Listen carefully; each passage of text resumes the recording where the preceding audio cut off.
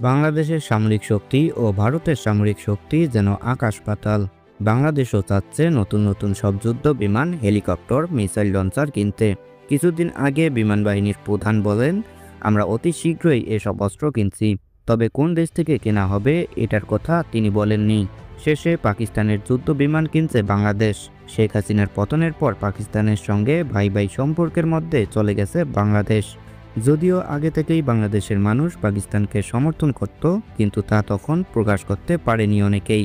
গেল কিছুদিন আগে পাকিস্তানের সঙ্গে বাণিজ্য সম্পর্ক আরও জোরালো করছে বাংলাদেশ। পরপর দুইবার কন্টেইনার জাহাজে করে বিভিন্ন জিনিসপত্র আমদানি করে বাংলাদেশ। তবে কি ডক্টর ইউনূসের সরকার আবারও পাকিস্তানের সঙ্গে যুক্ত করার পরিকল্পনা করছে? আমাদের জন্য কি শেখ হাসিনা সরকারই ঠিক ছিল? বিস্তারিত জানতে পুরো প্রতিবেদনের সঙ্গেই থাকুন। বাংলাদেশ একটি গণতান্ত্রিক দেশ। এদেশের জনগণ যা চাইবে তাই হবে। তাই তো শেখ হাসিনারও পতন হলো জনগণ চায় না বলে। কিন্তু জনগণ কি ভুল কিছু করলো শেখ হাসিনাকে তাড়িয়ে দিয়ে? শেখ হাসিনা থাকাকালীন ভারত বাংলাদেশকে তাদের রাজ্য মনে করত।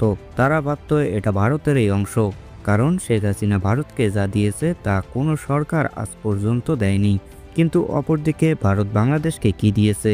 তাই শেখ হাসিনা আসলেই বাংলাদেশের জন্য সঠিক সরকার ছিল না। তবে বর্তমানে ডক্টর ইউনূস সরকার যে পাকিস্তানের সঙ্গে বাণিজ্য সম্পর্ক তৈরি করেছে, এটা কি ঠিক? দেখুন, দেশের জনগণ যেহেতু এতে সমর্থন দিচ্ছে, তাই এটাতে খারাপ কিছু দেখা যাচ্ছে না। এটা শুধু একটা বাণিজ্যের সম্পর্ক, তাছাড়া আর কিছুই নয়। তাছাড়া ভারতের সঙ্গে সম্পর্ক ভালো নয়, তাই আমদানি না করলে বাংলাদেশের মানুষ খাবে কি?